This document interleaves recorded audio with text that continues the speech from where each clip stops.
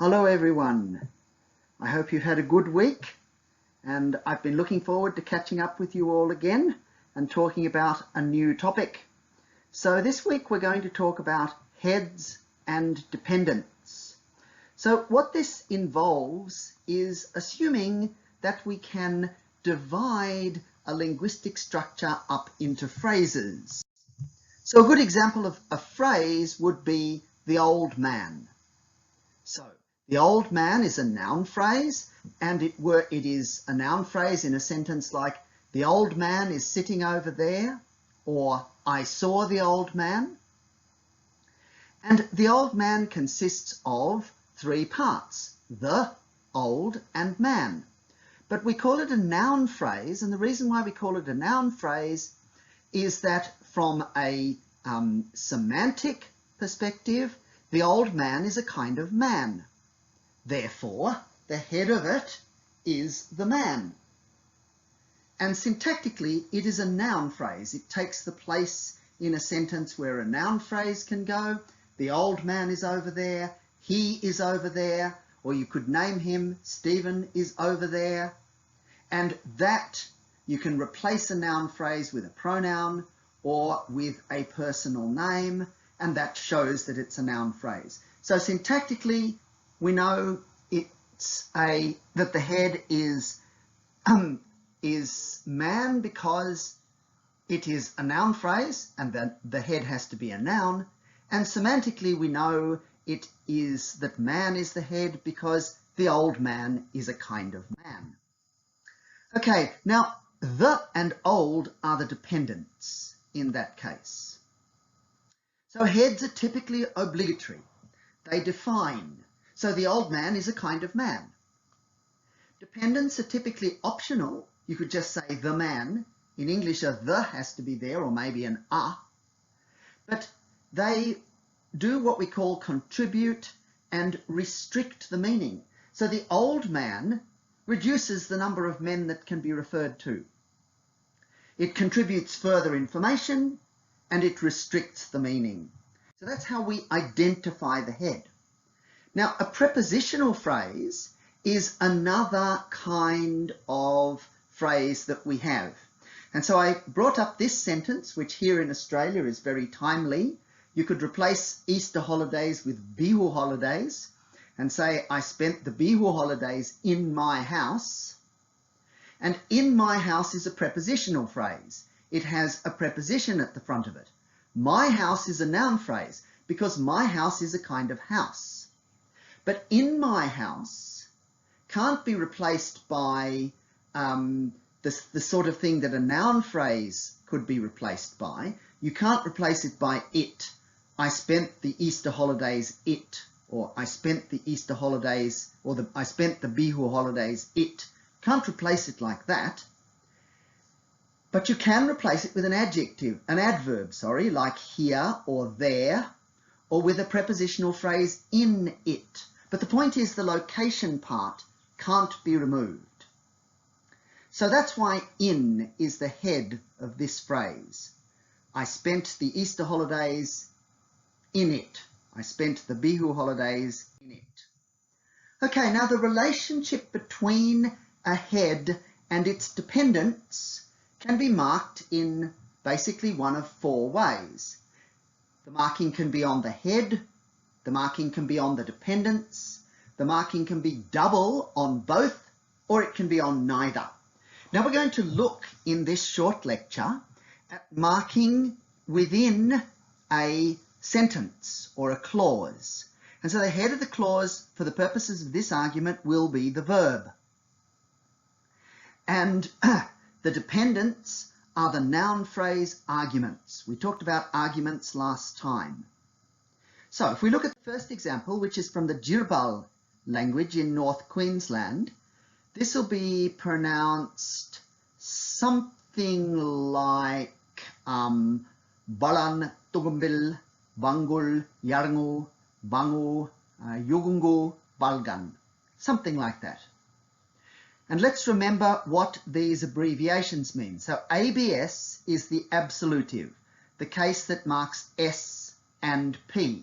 So my question to you would be, which is it here? Remember, S is the single noun phrase argument in an intransitive verb, and P is the patient-like or object-like argument when there is a transitive verb. So what's going on here?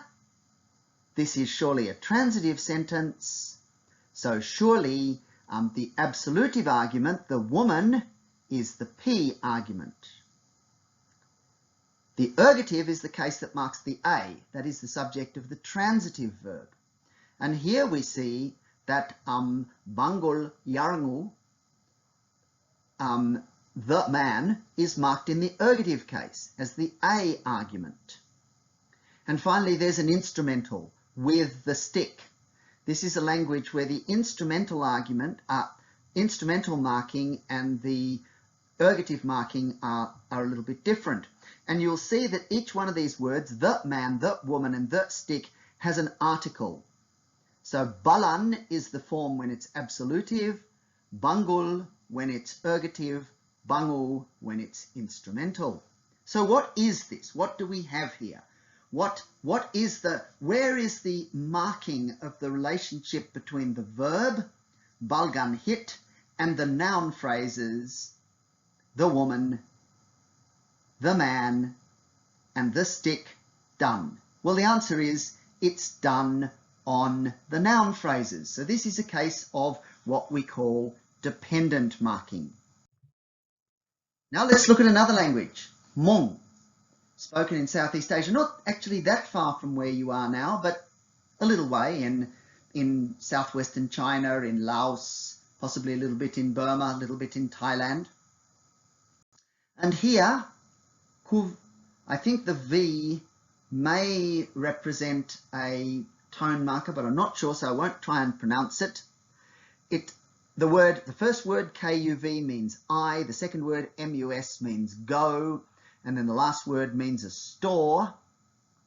What kind of marking links the verb MUS with the other two arguments?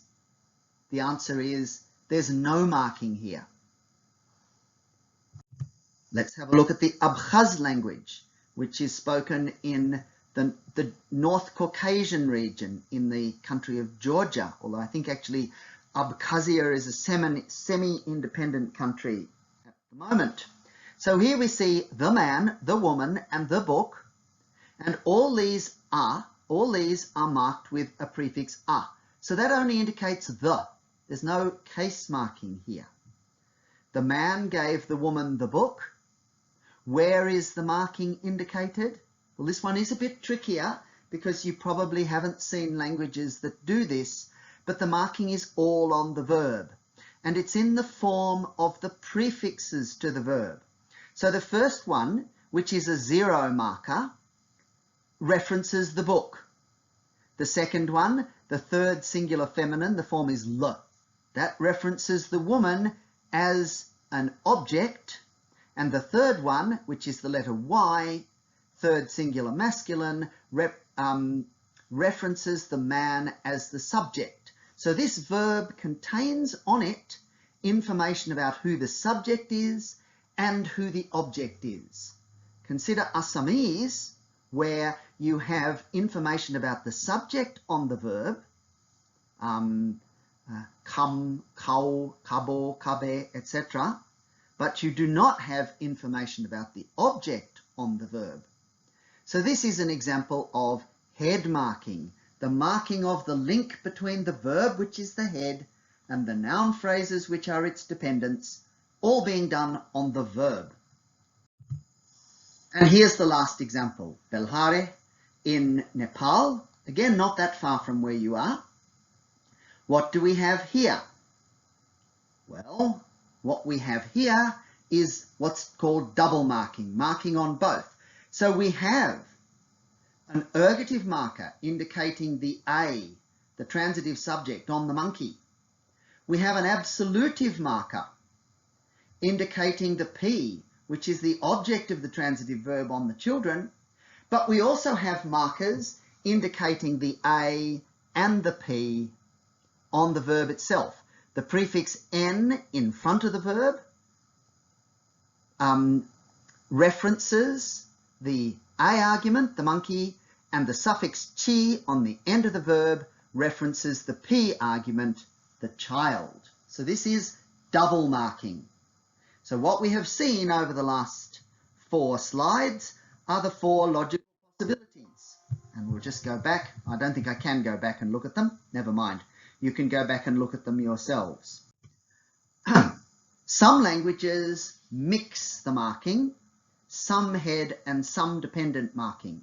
So that, for example, in German, we have marking of the noun phrases.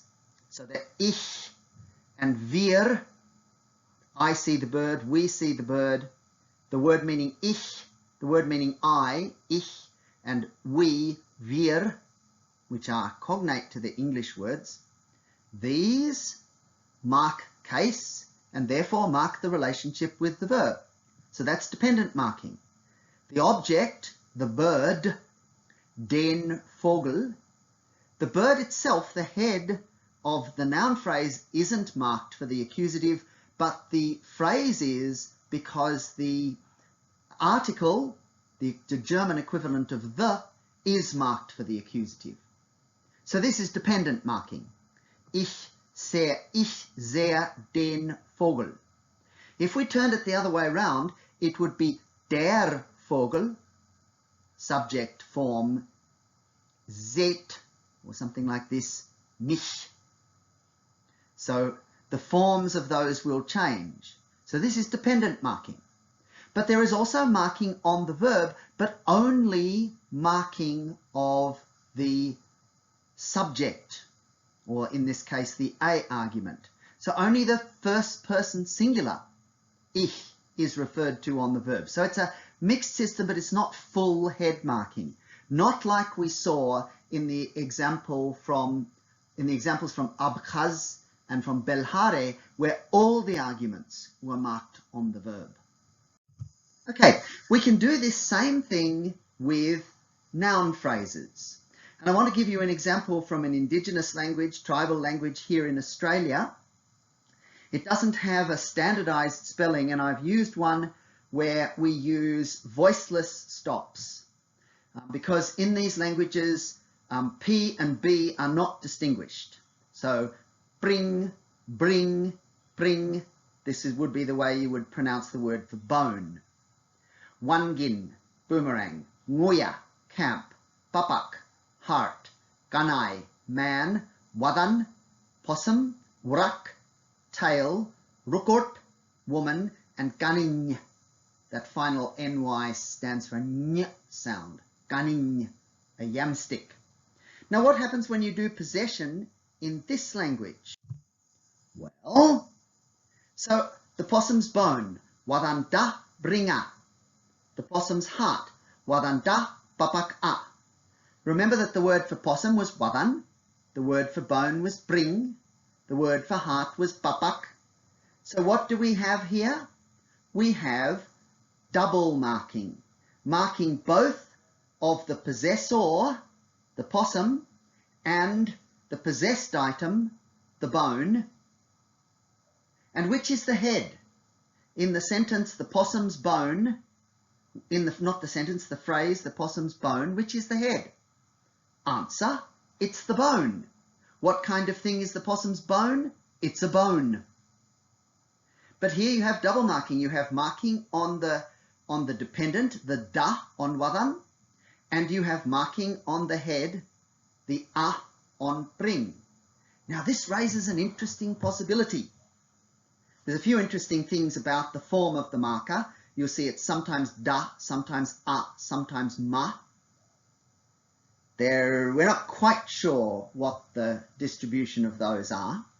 But what happens if you have double possession? What happens if you have something like, and we do in the texts for this language, unfortunately no longer spoken, the eaglehawk's possum's hole. And what happens with the eaglehawk's possum's hole is that you double mark it. Now the word for possum, when the possum is the head of the phrase, as in the eaglehawk's possum, wadan ma guanamaranga, the possum is marked with ma. But when the possum is the dependent, the one that is doing the possessing, as in the possum's hole, he's marked with da. Ngranga wadanda. But when the possum is both, as in the case of the eaglehawk's possum's hole, which is sentence number 1 there, he's marked with both. Ngranga wadandama guanamaranga means the eaglehawk's possum's hole. Now, the interpretation of this is a story where an owl wanted to steal a possum. A possum is like a squirrel, a small nocturnal animal that lives in Australia, and one of the animals that even likes living in the city, so they sometimes come to our garden here. That the possum was his hole, but the possum in this story belonged to the eaglehawk. But the owl, Nyebing is the word for him, wanted to steal it. So the sentence the owl stole the eaglehawk's possum's hole, or the eagle's possum's hole, but we would interpret that to mean stealing the eaglehawk's possum from his hole. But the point is, you have head marking on the head of the noun phrase, the hole in the case of the possum's hole, and the possum in the case of the eaglehawk's possum, but you also have marking on the dependent, the possessor, the possum in the case of the possum's hole, and the eagle in the case of the eagle's possum. And since the whole thing means the eagle's possum's hole, you have to mark the possum twice. There it is.